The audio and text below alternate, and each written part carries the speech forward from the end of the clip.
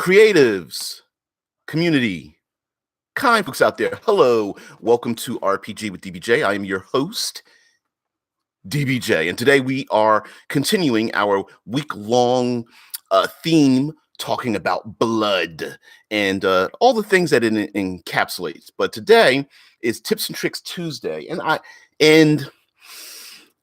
try not to come up with too many specified topics today because I thought, well, with tips and tricks, we could talk about game mechanics. We could talk about a little bit of world building, although that's usually reserved for Wednesdays. I even thought we could talk about continue our talk about lineage from yesterday, from Monday. I think we'll talk about all of it. Okay, so as I preamble a little bit, and the stream propagates through YouTube, notifying people, I just want to let everyone know that oh yeah, Dead Man brings up blood magic, a la Shadowrun. Yeah, we are definitely going to talk about blood magic. That I was hoping to hold off for tomorrow with that, but I mean, you can't go far away from it, right? I mean, it's this weird, there was even a comment made, a theme made about it for the old show Buffy the Vampire Slayer. And one of the kids in the group was just like, why is it always blood? And one of the vampires, I think it was Spike or something like that, was like, yeah, of course it's blood. It's never, the liver or the spleen or something. It's always the heart. It's always the blood, and that pushes rituals, magic rituals and things of that nature in in that show, but in role-playing games and things like that. Ben says, what kind of blood tricks do you pull? Now, one of the things that we're going to flow into this discussion that just came to mind was we were talking about bloodlines and lineages and expectations, and Vince says tips and tricks, DNA analyze, like we were just talking about, like, because that's going to be for Future Friday about analyzing DNA and all that kind of business. And even Rickard mentioned about, it would be pretty easy, especially with technology or magic, to find out who belongs to what bloodline. But even in today's world, I mean, it's pretty easy, or relatively easy. I don't think it's the lack of knowledge of knowing the bloodline. It's what do you do with the knowledge afterwards, right? That's always the issue. It's not finding. I mean, sure, it's cute. It's stretched out in media. They stretch it out for far too long when it's something pretty simple to come to the realization. But even in our games, it's not really whether you find out whether someone's child or some lost relative living in the woods is secretly a prince or draconic bloodline or something like that. It's what do you do with the knowledge after you have it? And I think that's where you can come up with a ton of ideas for conflict, in terms of someone who should be seated on a certain type of council or something, or someone who should be is destined for basically destined for greatness, or about to fall down the rabbit hole of evil. Now, one thing that I think sometimes we tend to miss out on is the ramifications of, like, not just being born through a particular bloodline, but what was mentioned yesterday was being kind of inducted into a bloodline, if that makes sense. For example, there's a classic werewolf, and or the classic vampire that was created by a curse, and that curse propagated through the bloodline. So it's not a matter of I just happened to be born like a half orc or something, but you look normal around everyone else, but you are Why is my camera like? Hmm. Hmm. Little fuzzy. Sorry. So anyway, sometimes there's the idea that there's a possibility. Hey, Rickard, what's going on, man? Just mentioned it. Yeah. It was just mentioning that using the knowledge, I think, is far more important of who or where or how someone is connected to a bloodline rather than trying to find out whether someone is or isn't connected. Right? It's what do you do with the knowledge afterwards? I mean, even like I was mentioning, like even in modern day, it's pretty easy to find out someone's genetic heritage. It's what do you do with that information afterwards? Who are they related to? Who's whose kids or lack thereof are part of a particular family, and even today someone can lay claim to a vast fortune or lay claim to a particular last name based on the fact of whether they can prove their genetic link to that family and such. A Dead Man brings up the fact that in Firefly, Inara was a noble companion, and yeah, no kitties. Wow, boy, you guys. Sorry, talking to my other four-legged family members. Mythos says, been up 15 plus hours worth it to catch your stream. I don't know. Well, I would say it's worth it if you need to get that sleep. I'm pretty sure you'll be knocked out in the next 5 minutes. But yes, it's a possibility also that society may pigeonhole you into particular professions or particular strata of society based on who you are linked to genetically. So, a particular family, like for example, in Firefly, Inara, was a noble companion. Her children or her family line, who knows? Who's to say that the rest of them weren't forced into that profession or at least coerced into that profession? That's always a possibility as well. Also, want to bring up the fact that with of course we're talking role-playing games, and with role-playing games you got to have like adventure, you have to have drama, you have to have certain things, but Rigger says, I mean, there is 24 hours in a day, so with 8 hours sleep that still leaves 16 hours to stay up. Oh jeez, that's punishment, guys. Yeah, 48, try to stay up 24, 48 hours. Yeah, man.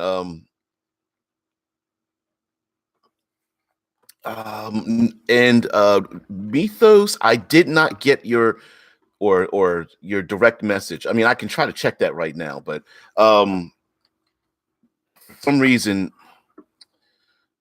I'm not sure what's going on with that. So anyway, continue the bloodline while I check this out. For some reason, we seem to okay. I'm going to give you a for example because I love using tons of examples, and see if you can follow me on this. Right, you as a game master have an adventure, and you say, "Guys, we're going to go on an adventure. There's a magic sword, and with the magic sword, someone in the group is going to get it, and you guys are going to defeat evil." And everyone's like, "Yeah, okay, great adventure." But listen to how the tone of the adventure changes. Okay, guys, I have this great adventure. There's this magic sword that's going to rid the land of evil. None of you can wield the sword. It actually belongs to a specific. It belongs to someone from a specific bloodline. With none of you being the player characters, and it's your job. You guys are basically going to find Excalibur and to give the sword to the king. Strange how by just changing the importance of who it is that is going to be ultimately the hero of the story, can change the tone and change what's important just by changing how important a particular bloodline is. And Yeah, do me a favor, Mitho, send it on Facebook so that I get it direct message because I've checked the Discord and I haven't received the address. Um, I haven't, yeah. But changing so by saying that the player characters themselves, no matter what their how brave or how powerful they are, that this other individual, because of how they were born, is more important, does change the tone of the adventure. And is this is definitely a session zero kind of talk, because what ends up happening is the players aren't going after the MacGuffin for themselves. They're going after the MacGuffin to hand it off to someone else, and they're like Green Berets, right? They become the important or like some kind of special forces operation where they're the most important but least recognized gear in the machine, and therefore it changes the spotlight to um, why are they doing this? Maybe they're doing it for duty, for family. Will jealousy begin to breed? Is there will resentment begin to develop in the group? Are they just proud to hand off this ancient powerful weapon to a young prince or princess that is supposed to rule the land? Do you become one of the knights of the round table, but not King Arthur himself, even though you're going after the Holy Grail or Excalibur to give back to the king? Um, yeah, it'd be kind of strange for that. Vince says, wouldn't it be weird to have a breeding program for heroes so they can use the legendary weapons? Well, and that's the thing, right? You know, you're going to have a lot of players that are going to want to break the system, I guess. But breeding programs would be a thing too. I mean, we're going to talk about that in future Friday as well. Breeding programs and genetics, and of course, you know, an underserved movie, Gattaca, that kind of thing. Yeah, definitely. Um, but also because this is Tips and Tricks Tuesday, sometimes we want to have an idea to add bloodlines into our games. So I have a few ideas for adding in special bloodlines. And sometimes adding in bloodlines, whether it's in fiction, you know, I bring up vampires and werewolves, the people that are cursed, air quotes, cursed with some form of ability or something. One way of doing that, there I got one way of adding in bloodlines is if you want to have a humanocentric, like say 5th edition Dungeons and Dragons game, just reskin all the races or most of the races as human, and then resaturate them into the world. So all your elves and dwarves and halflings and gnomes and all that kind of stuff, just make them human, and then there we go. Okay, I'll find you. And so just make them human, and you don't have a problem with trying to insert these strange. There we go. Boom. There you go. I got you. I caught you. There you are. Adding in these strange races and orcs and dragonborn and things like that, because maybe in your world you're like, look, I have a humanocentric world and I don't really want to add in scaled fire breathing people, but I would like to add in different bloodlines. I would like to add in people born in royal heritage or things like that. Mutha says again, thank you so much, man. Like I said, I'll be shout out to you. No, man, whatever. We're all. I'm just another dude, man. I happen to be online live for some strange reason 5 days a week, but other than that, I'm just another dude. um. So yeah, I've heard of people and reskinning one or more races is just making them human, and you can just you know the act of doing that sounds strange, but it's not a big deal, right? Like I one time saw a thread where someone was trying to make up the Game of Thrones characters, and in Game of Thrones there's Tyrion Lannister, and in real life he is oh, I don't know a polite way to say it. He's born with the dwarfism uh genetic structure, right? You know, he's I don't know, maybe 3.5, 4 feet tall, but he has a silver tongue. And someone said, well, he's probably, if I made him up, he's a halfling. And someone said, well, he's not a halfling, he's a human being. And I was just like, well, wait a minute, what's the difference, right? So you can expand that out to the rest of your world, right? Instead of making them half orcs, you could just make a barbarian tribe. Instead of elves, they could be highborn nobles, that kind of thing. And then with flowing away from that to a huge topic, huge topic in role-playing games are attacks and wounds in your role-playing game. What I mean by that is a lot of people get frustrated with using the old bones of Dungeons and Dragons because, you know, at first level you have maybe 8 hit points, 12 hit points, and then you go up and you have like 65 hit points and 104 hit points. And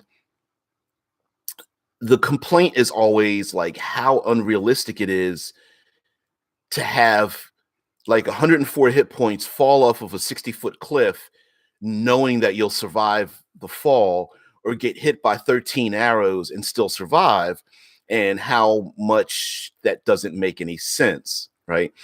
And while the rules even say, while we know it's a narrative thing more than a physical thing, that let a lot of people try to find other games or try to insert rules mechanics that better simulate being, you know, having your arm or leg attacked, adding bleeding, adding wounds, long-term wounds and things like that into game setting. Well, some of that actually already exists in the Dungeon Master's Guide. Long-term wounds, extending out the possibility of healing for long and short-term healing, adding in the fact that you need to have medical attention to heal wounds, things like that. Mythos talks about the actor that plays Tyrion Lannister. Says he played Trask in X-Men. It's funny, he's such a good actor, they cast him despite really not fitting a character in the comics. Well, nobody fits the character in the comics, and they did it on purpose, right? Here's a guy who is working for the government that is going after people with genetic differences, and they never mention the fact that he has a genetic difference to other human beings, right? Great actor portraying a great character for it's the hypocrisy of it, and I think it was great. Yeah, yeah, yeah. He said I'm mocking him. In my opinion, he killed it. Yeah. Oh, absolutely. That was the whole point, right? And of course, the idea is to hire the best actor for the best role, right? To fit the best role, and he's a great actor. So yeah, Peter Dinklage is 4'5" tall. Dead man with the facts, right? And Peter Dinklage is an excellent actor, and I remember. You're saying you're not mocking him? Yes, yeah. No. He on YouTube. He spoke at a college or something and talked about the fact that he wanted to be an actor, and he dove in, and he didn't want to play the typical like bumbling fool roles that a lot of people who suffer with dwarfism. Yeah, it's just like that. That's always the thing, right? Funny outfits, tumble around, whatever. And he was just like, "Fuck that," you know. I'm a real actor, and I like acting, so I'm going to be an actor. So I'm glad he's getting I'm glad he's being acknowledged for his skill, not for his stature. Yeah, I get it, Mitho. Sometimes I try to read into what people say because people are in keyboards or on their phones and they got their fat fingers and stuff like that. Yeah, Dead Man brings up the Lollipop Guild. Like, oh, it's like, okay, for its time, sure. And every once in a while, yeah. But we all know, like, after a while, you just start to roll your eyes, like, oh, are we doing this again? So absolutely, and the fact that he plays such a beloved character in Game of Thrones is very much to his credit, because his entire character is based around talking. So his stature fades away. So yeah, kick the baby, don't kick the baby. Big difference there. Yeah, sometimes the words, even punctuation, are important. It's like, yeah, let's eat, comma, grandma, or let's eat, grandma. Exactly. But anyway, so yes, we could, if you want to add bloodlines into your gaming world, you could actually like reskin the hell out of your game if you want to, by making them human beings, especially that's pretty much for 5th edition Dungeons and Dragons. We could talk about wounds and wounding and things like that.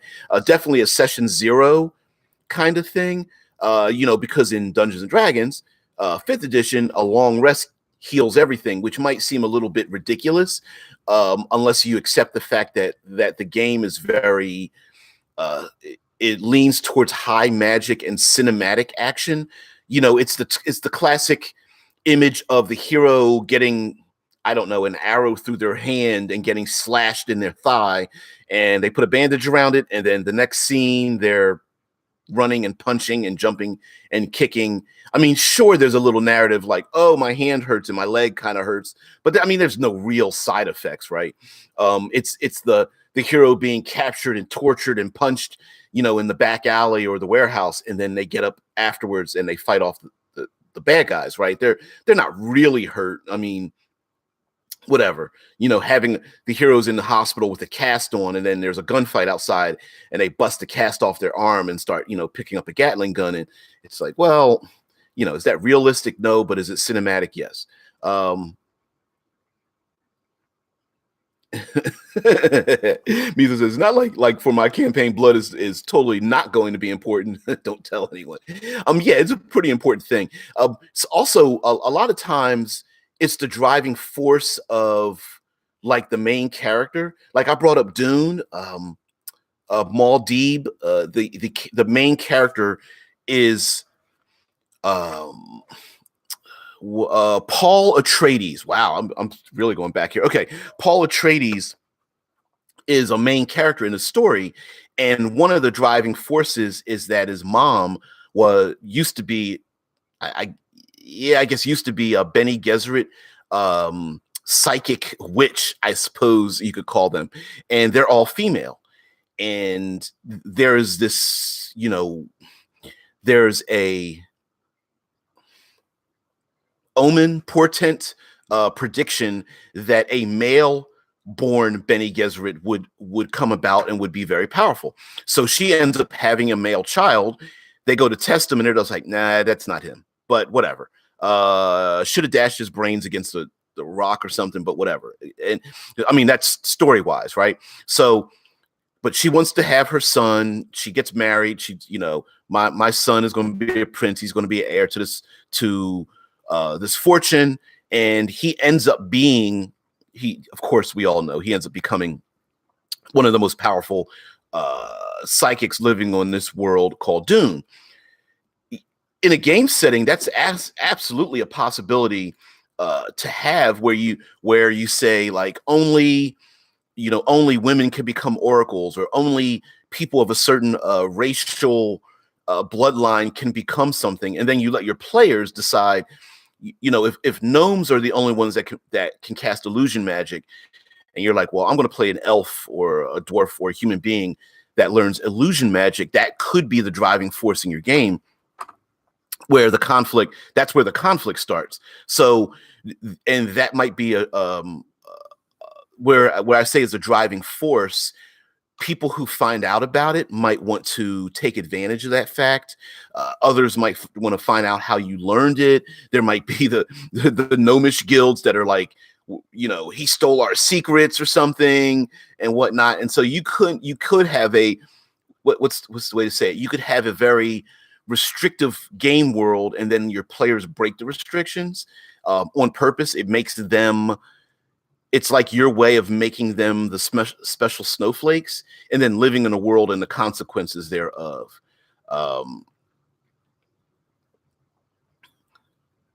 Okay. So there's what are some other things you can also do? We often forget about the fact of the creatures that are in the world that are like the blood drinking creatures and why they are what they are. Of course, a classic example is the vampire. You know, we all know vampires bite you on the neck, drain your blood. Um, you know, if they feel really special about you, maybe they'll bite your wrist or something like that. Uh, but vampires are like the epitome of those. But we a lot of times in our games we have something far more. We have a larger list of far more insidious creatures, and we can definitely use them. Mitha says, I suppose my players won't see this. Let's say that it has to do with a lady they met will possibly join up with them with a mysterious magic pendant. There's a crest on it. Changeling could also count as a red herring. Yeah, you can. It's oh DS9. Oh, D Space Nine. Yeah, yeah, yeah. It's pretty easy. Like some things that we can add into the game might be important to establishing how important a bloodline is. Like, for example, if you have like shape changers, maybe there are doppelgangers or something in the world, or Rakshasa, that are looking for or trying to recruit certain people from certain bloodlines. So it's not just them impersonating people, but trying to impersonate specific people, or capturing certain people and killing them because their blood is important. For example, you could establish that doppelgangers can't change into just anyone, but um, they could only be able to change into a specific bloodline that gives them the ability to change in the first place. You know what I mean? Like they could have a relationship origin wise, right? Um, Ramito says, I think it's rifts. I think in rifts it's salt that weakens them. I could be wrong. But why not? Like I even thought about doing a series on Fae where you could have specific limitations on things, and wives' tale limitations, right? Salt is a thing that is has been used many times in the past, as a like a Fae uh, re- re- repellent or bane. Your pocket GM says, I think it's cold iron because they're Fey-ish, but salt is also popular too. Yeah. Oh yeah. I mean, cold iron is a thing. Although, what's the difference between iron and cold iron? I've never been certain. But yeah, cold iron has always been uh, a Fey bane of sorts. And there are the game Within the Ring of Fire is a game where there are a number of Fey bloodlines that are affected by cold iron and are, quite susceptible to it, including like you can play an ogre and some other Fey creatures in that world, and they are hyper susceptible to cold iron weapons, and cold iron being placed um, like above doorways and windows so that you can't enter into those buildings and stuff. Your pocket GM also says, yeah, blood is often used to represent a lot of things: life, sacrifice, food, violence. Exactly. And, of course, we're going to have to talk about blood sacrifices, bloodletting, and those kind of things. And, it draws predators. I mean, just on a practical level, someone gets cut, creatures are attacked or something, disease is spread through the blood, those kind of things. And it's possible that, like we're kind of bringing up like a Fey or Fey-ish fairy bloodlines that a player character might be vulnerable to those things, or you could add that into your game, making that part of the game. Like the player may not even know it, but they start to fall into it, into those they end up, things become revealed that they are part of that bloodline. Your Pocket GM says cold iron is wrought iron, which is considered an impure or dangerous metal by druids. Historically, there was cobalt, which was in iron and was toxic, which is where the name kobold came from. I remember hearing something about that, but I didn't want to bring that up because, for fear of being wrong, although I don't know, most of the time I'm wrong. But yes, cobalt was in iron, and it was toxic. It was because when metals are forged, they're usually not pure. They're usually made with like things like cobalt or tin, aluminum, and those kind of things, copper and stuff like that. Yeah, and over time, we've learned how to forge. I mean, as a society, learned how to forge certain metals and had certain properties. So cold iron is wrought iron, which is considered impure or dangerous. This is sorry, maybe slightly tired. That's all right. And your Pocket GM says, for example, silver, gold, copper, and bronze were considered the safe or noble metals, but iron was treated with superstition. Yeah, and some of that superstition, I'm sure, came from the fact that if the metals were brittle and people suffered some sort of side effects from dealing with some of the impurities, I'm sure that had a lot to do with it too. Like lead, for example, lead poisoning and lead probably had at one point had connotations of having superstition with it because of people getting ill from it, and probably moved from lead to like pewter to making cups and things like that. But and silverware. But anyway, yes, the idea that player characters might be of, like, for example, magic, psionics, superpowers, those kind of things. Really do they?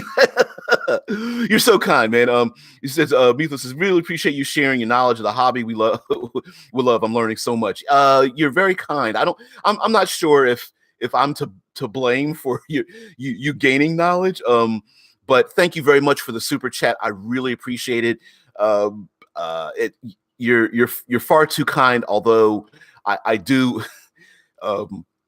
maybe you might be starting something, which I think I appreciate even far more than you realize. I don't think it's me. I think it's us. I think the community is helping you so much. So yeah, yeah. Only one tonight. No problem. I suppose it's a little backwards to chastise you about super chats, but I don't. I'm not doing this for the money, so I appreciate the tip. Yeah, yeah. It is a little embarrassing too. It very much is. So I absolutely positively appreciate it. Yeah, man. So anyway, let's get back, because I got squirreled a little bit there. Back into the idea of blood in games. We sometimes we tend to Foolish Q says, you're one of those people that feels bad when people buy you awesome Christmas gifts. Yep. Yeah, because it's just like, for me, maybe I'd share it a little bit. Yeah, I don't do this for the money. I kind of do it for the gaming thing, right? I don't get the game as much as I want, and it's digital pizza. It's us hanging around the table, man, flipping books and drawing pictures and reminiscing about what we do. I mean, essentially, that's what it's up. Pocket GM. So, what's up with blood? Pack making, scrying material component, making a body double, CSI investigations. You know what? We tend to overlook that quite a bit, in terms of like, okay, for example, warlock packs, right? The traditional fiendish pack, sign in blood. Who's to say that a player character isn't a 5th generation person who some fiend made a pact with their ancestor and was like, every one of your blood will serve me over time. Demogorgons, like, you broke a pact with me, so now every one of your offspring will be mine at some point in life, and I will take their souls or something.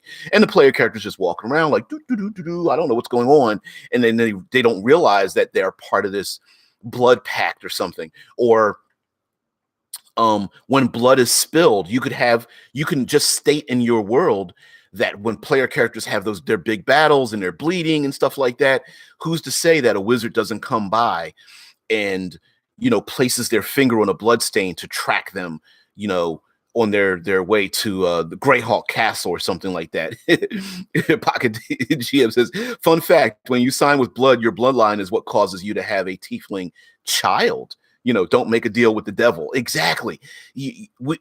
Playing with that and putting that using someone else's blood to sign the deal, which would be kind of hilarious and kind of funny, right? If someone else use someone else's blood to sign the deal, and then they get all the benefits, and the devil's just like, sorry, buddy, hey, you're the one that lied. So yeah, all those fiendish powers you wanted as being a warlock, yeah, that Eldritch Blast you really wanted to pump up for your player character, yeah, that belongs to somebody else, right? Vito says there's a lot of skills. Holy crap! But you must be reading through some books, man. Yeah, but I mean, yeah, for the fact that you can, like you were saying, Pocket GM, like CSI investigations. I mean, we often we love to have our player characters get in battles. We don't like to have them leave a lot of blood evidence around, but it happens too, right? Bullet wounds, arrow wounds, knife wounds, being bit by the creature or something. Getting sliced and having creatures follow you through the woods with advantage because your wounds are bleeding, right? I mean, you can add in those facts, especially if you want to talk about how gritty to realistic you want your setting to be. I as a player character, I would say that makes perfect sense if my barbarian loves to jump into battles, gets cut up all the time, and leaves my my blood evidence around everywhere. Oh yeah, and riffs him in earlier comment. Yeah, the Palladium game system you got to watch out for this the skill gates. If you long story short, a game, the more skills you have in a game system, the less chance the players have of picking the proper skills to have for a situation you set up. So just be aware of that, to be rather flexible when you're gaming, role-playing the players and using their skills and stuff, right? If you have 37 different science skills, which skills do the players pick? It becomes these closed gates. Foolish Kiwi says, also describing how the blood is around can leave hints for players. Is it just a few drops, a thin trail from a slice, a splatter of misty drops from a musket ball? Here in the States, the FBI trains for blood splatter, right? They train, has the blood, like you mentioned, Kiwi, like, did it splatter, did it drip, did it spray out in a mist? And what's the archetype? There is a roguish archetype in Xanathar's Guide, not the mastermind. It's like the investigator or something.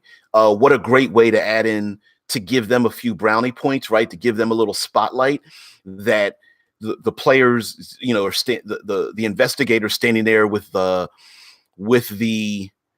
fighter or something, and they see a battle and they realize, oh, they were attacked by bandits, and they both look at each other and they're like, this wasn't bandits, this was one person with a single sword, a very sharp sword, considering how they were cut and hacked up and stuff, right? Yeah, and of course, Beathler says, of course, be flexible. Absolutely. Your Pocket GM says, they're two doors ahead. The left one has a smear of blood that runs under it. The right door does not. Yeah, I mean, bloody handprints, bloody footprints. The bad guy that gets away, but you follow their blood trail, right?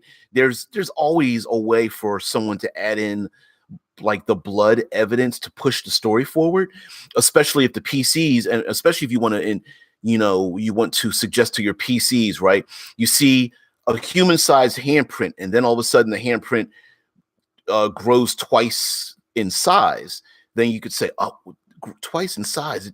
Did the victim grow taller? Are we going after what's the race? Surf Nevlin, whatever the deep gnomes, right?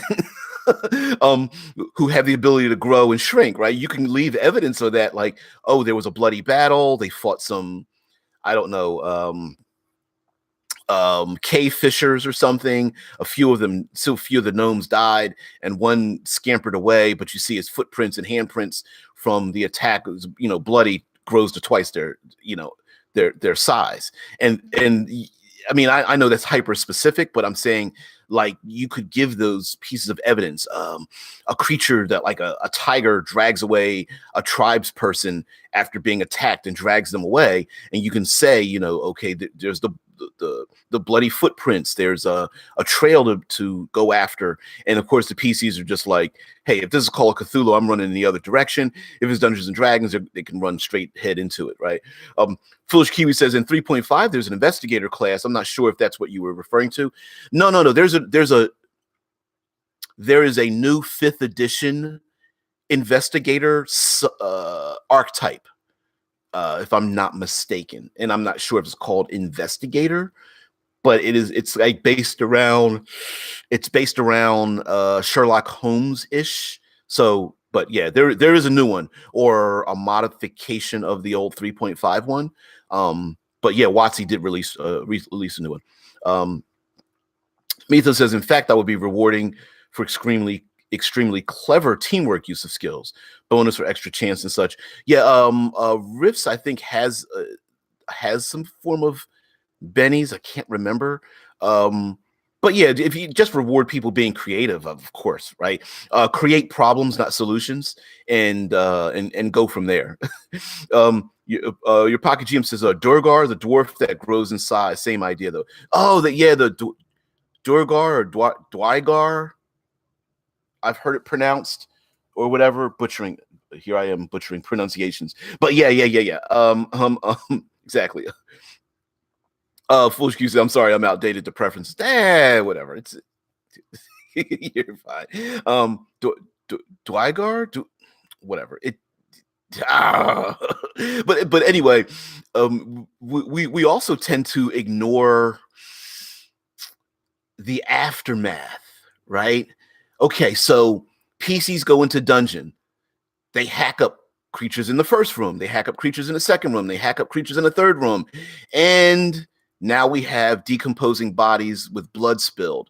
What about predators, scavengers,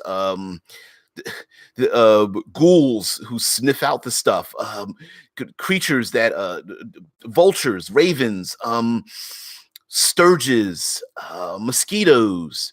Come on, guys! There's plenty of scavenger, maggots, flies. Blood. Your Pocket GM says blood is a great vector for diseases. Rot grubs. Leeches. There's a ton of those things, man. Fantasy Hep C. I can imagine one of those pervasive drug commercials, pushing out some new alchemical formula. Like, are you an adventurer? Are you normally covered in blood? Are your fingernails caked with blood and gristle? Are you afraid of catching a disease? Well, and then they go into the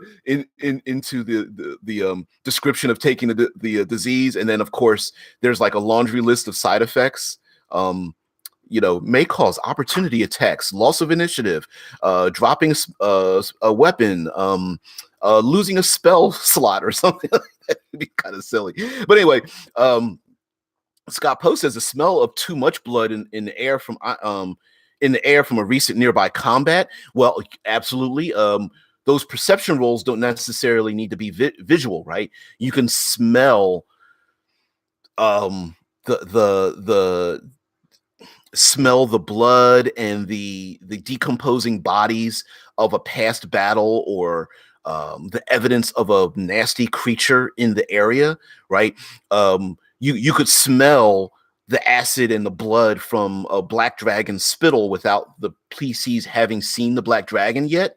You know what I mean? So scent is scent is one of our most powerful triggers for memory, and that is underutilized. So you could absolutely do that. Mythos says using great descriptors, the stench of rotten decay with a whiff of iron in the air.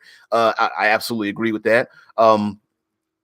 Pocket GM says up in the chat, the taste of blood is a great way to describe a tense situation, or your blood runs cold, or your blood boils, which is a great way to foreshadow something coming up, especially if it's like a creature that affects them psychically, like with illusions or charms or mental possession or something. You know, you feel your blood run cold, and then they meet a basilisk or a banshee or some other hypnotic creature or situation or something, right? Kiwi says making new diseases is always super fun, and also having monsters which bleed abnormal blood, things that dissolve your weapons, making you not want to use your magic ones, releasing flammable fumes. Or Pocket GM says, ever smell a butchery? I've been to classic butchers, and the smell isn't the greatest. It's very distinctive, right? Yeah, exactly. Deadman says, like in the Gifted television show, where one of the characters has blood that glows and doesn't clot correctly. I remember there was a character in the Gifted where the doctor couldn't insert needles because their blood was acidic. So every time they inserted a needle, the blood would dissolve the metal in the needle. So you can absolutely have monsters like the Black Dragon I brought up, right? Who's to say the Black Dragon doesn't have acidic blood?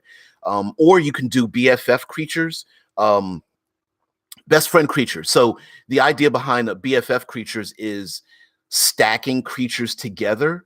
So compounding creatures to make an encounter more challenging. So for example, you could have combine a troll with a gray ooze, or combine a troll with a black pudding, right? So every time the troll is slashed, they drip the blood of a gray ooze. So you're basically stacking the creatures. So the PCs are fighting both creatures, but you're stacking them together. So you could have a thing where their blood boils or catches on fire or something of that nature. Whether, gelatinous, they have a gelatinous ooze that drips out of their body, or like a golems. You could have a series of golems, like iron golems, that are filled with lava or some kind of like fluid or something that's dangerous when you cut them and it spills out of them or something like that. Zombies the same way, right? Zombies could be filled with disease or rot or something. They could be filled with rot grubs, any kind of oozes, some kinds of diseases. So there's a chance, all right, well, when you kill this thing, you're gonna have to make a saving throw or catch a disease, and you're just like, oh shoot, I better stay out of their range, right? Mythos says perhaps a plague scare, and visitors have to get their blood screened when entering a town. I like that. I like that a lot, especially if there is a plague outside, or there's some kind of horror that's spreading something around, or hell, there's a ton of creatures that are described as having very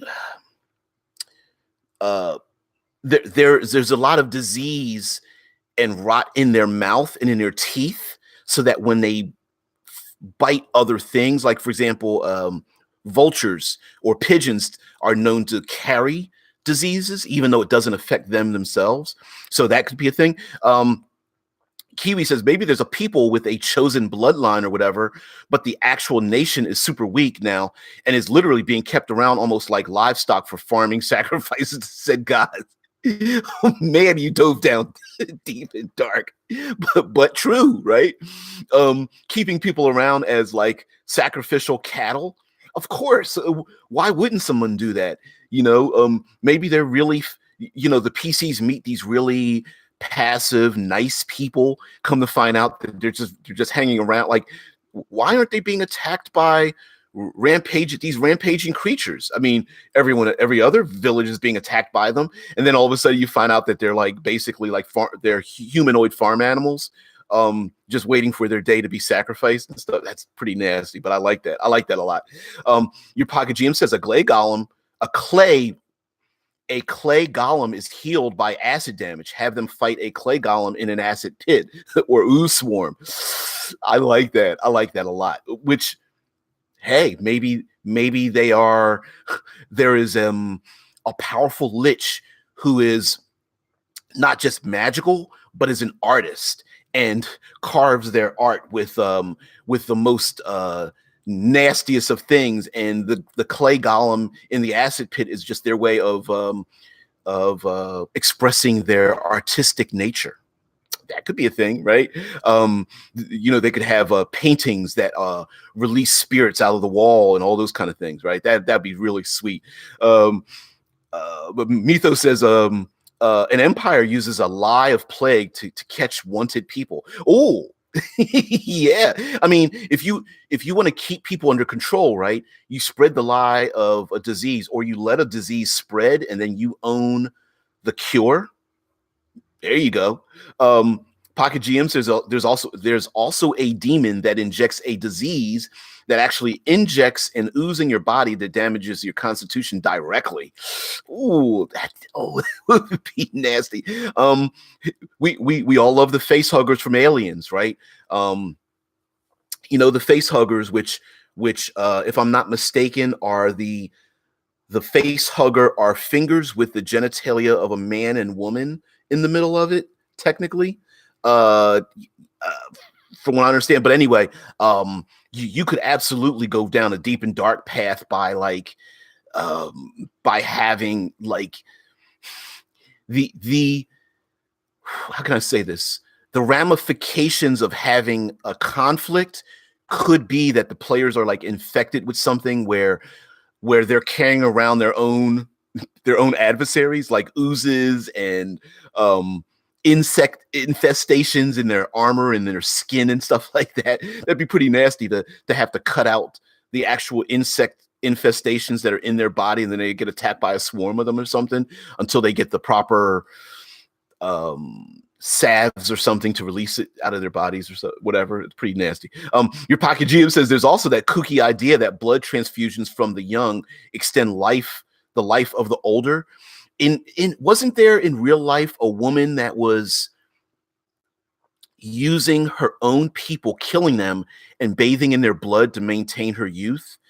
I know this person was real. I remember seeing it on History Channel, and I don't know her name. But there was a real person in history, and her bathing in the blood of the youth was part of where vampirism in mythology came from. Elizabeth Bathroy, yes, Bathory. Oh my God, yes. That's a real thing, right? The Blood Countess. Thank you, guys. Wow, how see. I'm not the smart one, right, guys? But yeah, Tesla Ranger even said that. Rickard, Scott, Tesla. I mean, right, you guys. Who's to say that this isn't a air quotes real thing in your world where someone is taking the young? Not you don't have to go so deep as to say children, but there could be the beautiful, the young, the innocent, the elves in your world, the good looking people, and then taking them and sacrificing them for their blood, or convincing their family members to give up their loved ones for greater positions in society, but they're still feeling that guilt of giving up their firstborn or whatever the hell it may be. Pretty nasty. Oh man, Pocket GM says she needs to donate blood and marrow to her sister or she will die from the cancer. We've seen that. How many Lifetime stories have we seen with that? The parents who have a second child to donate good blood marrow to the sick first child. Pacat, Jody Pacat. Why? Don't ask me why I know that. Foolish Kiwi says I have a disease in our campaign called Grey Roy. Essentially hollows out bones until they're like bird bones and is caught via ingesting undead flesh or fluids accidentally via splatter, even chewing. Ooh, tough foods could cause your teeth to crumble or break off. That's nasty. But that is a Scott posted, we are primitive Google. Yeah. Man. So you having a disease that's spread through blood getting it through blood or having it into your wounds or swallowing it or something could really push your PCs forward. It's a great tool or tip or trick, because we're here for tips and tricks, right? It's a great tip or trick to get your players to stop having the analysis paralysis by overthinking something, by having this outside pressure push them to find, I don't know, an ancient shaman that can cure them of their disease, or the cleric that needs to get to a specific altar to pray before their god to get the next spell slot to cure disease or something, or to find a hidden enclave of people who have defeated this disease but have yet to spread it to other people. Or maybe there's just rumors of a hot spring or something, or special flowers or fronds or nectar that, when spread over the wound or swallowed, or seeds or something, that can hold off the spread of the disease for months or years or what have you. And you could also there could be class functions that are based on being infected. Like you could have wizards or sorcerers that come about because they are quote unquote infected by something in the world. It's almost like in like a blood rage or blood power, that they are diseased, but they are also exploiting the side effects of having that disease as well. So being cured, no one wants the cure because it'll get rid of their 7 levels of of being a sorcerer or wizard or whatever the hell it might be, right? But on the other hand, it also the disease also spreads to them. Mythos says, or have a cannibal incur the wrath of a Wendigo, who then curses a town with transformation magic. Wendigos are awesome. He said, and the Wendigo itself itself comes from, I believe, like a blood curse and the eating of dead flesh. As a matter of fact, since we're getting to the end of the hour, plug the pipeline. Yes, this is a Call of Cthulhu adventure made by us. Here at where is it? Made by us at Critical Hit Publishing. But anyway, giving away a little bit. Let's see if I can find the pic. This has to do with like 1980s, and it takes place up in the Arctic. And of course, if it takes place up in the Arctic, you have to have yourself a Wendigo. Yep. So anyway, yeah. Mito says, we get it. Your wife needs it. Yeah. She will be exiting, heading off to work, and then I will be following in suit. So we have hit the hour mark, guys. Thank you very much for joining me. Little disjointed and rambly today, but that's what long form RPG content has in this channel. So yeah, that's it. Guys, everybody have a great day. It's time for me to do a little plugging, my little commercials. So if you guys have to go, thank you so much. So everyone, if you really want to support this long form content, whether you hear live or you catch it later on, please, the currency of being online are a number of things. Most importantly is interactions, likes, shares, subscribing, hitting the notification, joining in Discords, joining in Facebook group, checking out those things. Those are all interactions, and those interactions help spread the channel, and then that in turn feeds me. So thank you very much. And lastly, if anyone's feeling a little randy, we do have a super chat function. Thank you, Mythos, for introducing people to that as well. So if anyone wants to leave a tip or something, absolutely. Man, you guys are talking about the chupacabra. Wendigo is an Eskimo creature. Yeah, Eskimo creature. 1980s into Alaska or something like that. Yeah, oh, absolutely. Guys, anyway, we should talk about that. Sounds like a good topic, man. Anyway, guys, thank you very much. Guys, everyone, have a great day. Thank you for joining me.